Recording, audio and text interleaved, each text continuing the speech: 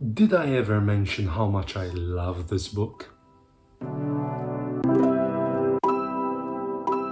Hey everyone, this is James from Brewing Books. So I was digging through my archives and I discovered a little project which I was working on quite a few years back. I've already expressed my love and admiration for my favorite non-Middle-earth book in a previous video, and I still hold that to be true. But one of the things I felt most disappointed by is the unfinished state of the poem, with Tolkien deciding to stop or abandon it right at the climax of the story. So Tolkien's Fall of Arthur is a long poem divided into 5 cantos or sections, in which Tolkien recounts Arthur's famous battles away from Britain, whilst his nephew Mordred is in charge of the throne. And the last few verses of Canto 5 describe how Arthur, having been at war away from Britain, learns of his nephew's treachery and decides to lead his army back to Britain in order to wage war and reclaim his throne. And such masterwork unfortunately lacks a proper ending and resolution to an otherwise powerful, engaging and promising epic, cleverly demonstrating the author's skill both as a storyteller and as a poet.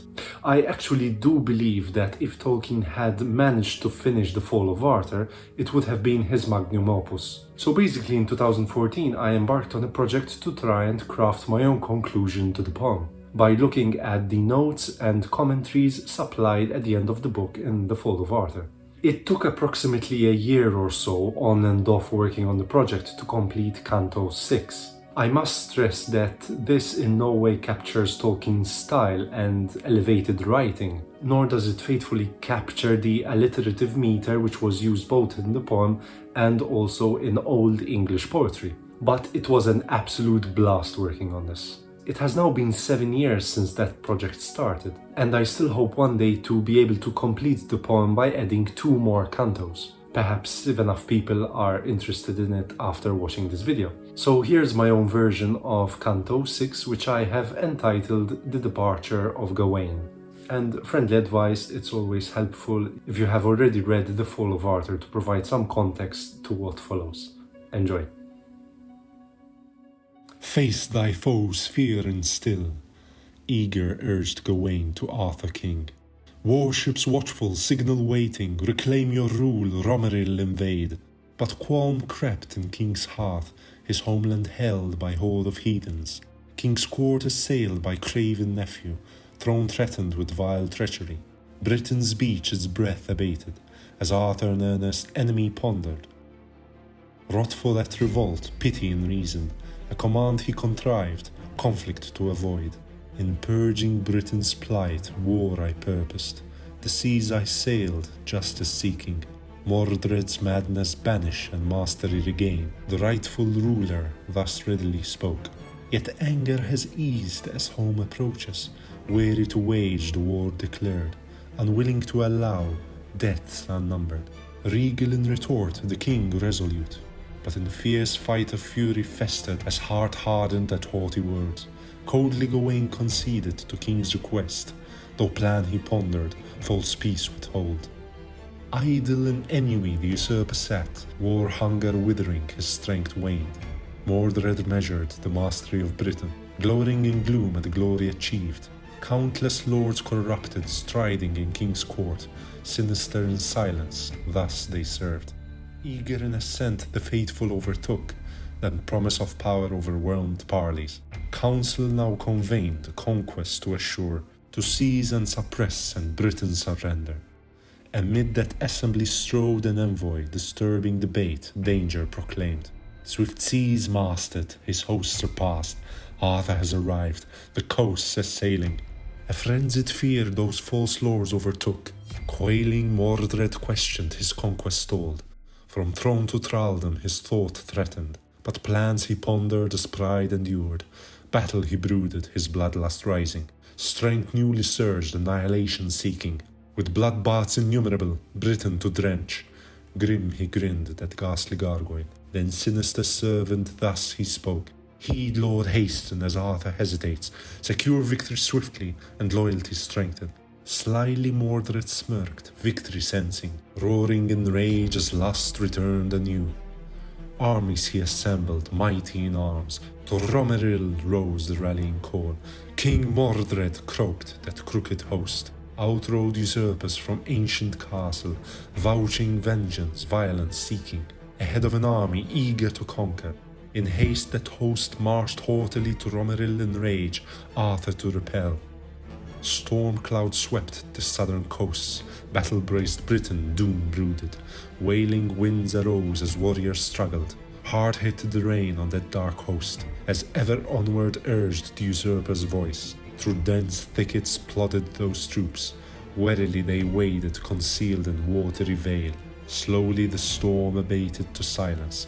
Nightly noises troubled them no more. Stars faded swiftly at sunrise approach, kindling that coast, ablaze with cries. Romeril's shore reeled under Mordred's wrath, as day dawned brightly and Arthur's doom approached. As rightful ruler and son rejoiced, in guile Gawain glory sought.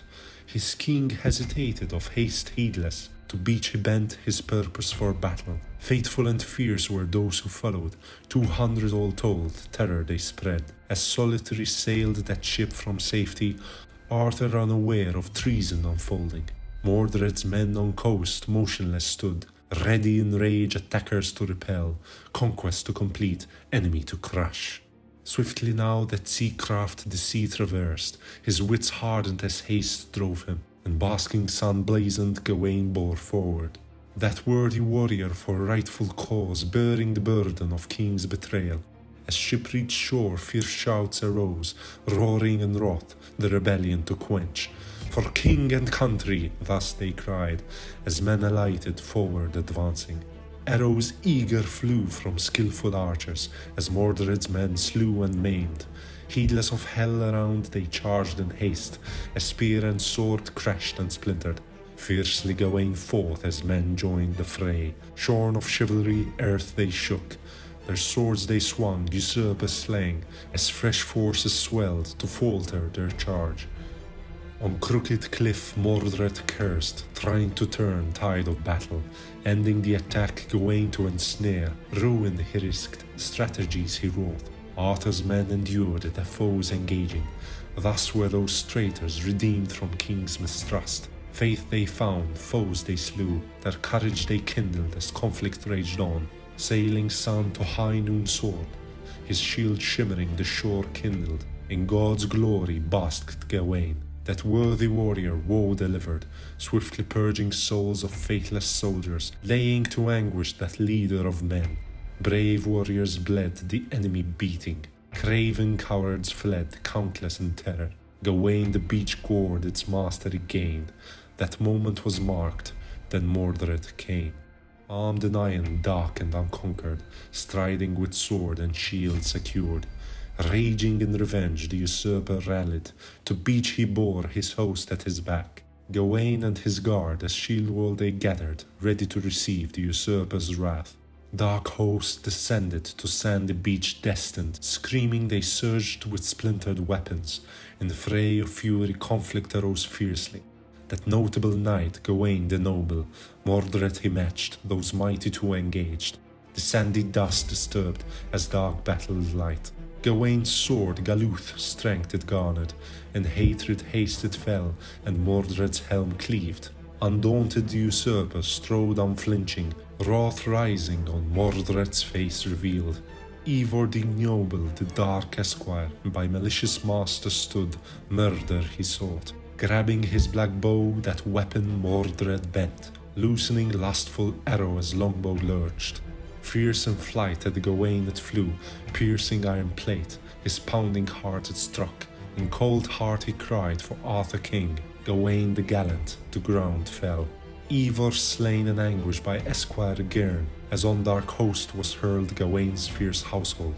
Brutal fighting followed as knights uncounted fell. Sorrowful sea moaned for those slain unjustly. Din of dread conflict the silence doused. Arthur emerged by noise intrigued. Wails and wickedness the king witnessed. Afar from upper deck battle unfolding. displeased at deceit he had driven to grief, as Gawain grovelled to the ground beaten. His shield shone no more, his helm shorn asunder, as sailing sun westward, his strength waned. Vain victory to violence turned, a bloodbath for Gawain's butchered men. Swiftly soared Mordred's skill of battle, he cleaved and cut, enemy crushing. Arthur thus urged his armies forward, bent on battle his brothers to rescue. To shore his ships sailed with surety. Meanwhile Mordred Gawain he maimed, as horde of heathens havoc wrought. Seacraft scraped on sandy beaches, outroared Arthur and knights assembled, his weapon wielded like warrior strong, unconquered king, the usurper seeking. Those frail men fell, his foes fling, Arthur's anger to victory eager. Blood of battle bled the beaches as men moaned at might of arms. His sword he swung as sickle of death, clinking armor clashed in crowded fray. Helmed knights he hewed, hammering down, Uther's son enraged, his skill unconquered. There Mordred the mad menace he brooded, his valor vanished, vile thoughts expelled. Solid strategies from grasp slithered, defeat loomed deadly, his downfall called. The beach lay battered as battle raged on, and knight slew knight, none knew why. Lords glory lusting, liveries drenched, cowardly commoners courage sought, the reluctant raiders onward roaring, sweeping swaying foes, pity seeking. The chaotic cries of doomed combatants, their din was doused, the day was Arthur's. Retreat rose the call, revenge was delayed. Mordred's horde now marred, murder appeased. The coast was cleansed, the contest claimed, and Arthur's armed might emerged victorious. The cliff top was conquered, the cowards fled, as Gawain gasped, his final moments gone. Kneeling by worthy warrior, Arthur wept. His beloved brother bitter victory claimed. At sunset that star in sorrow descended, and the last light on Lyonesse faded. So that's it for today. I hope you enjoyed this video. Please do leave a comment on what you think about this particular project. As always, like, comment and subscribe, and I'll see you next time. Cheers.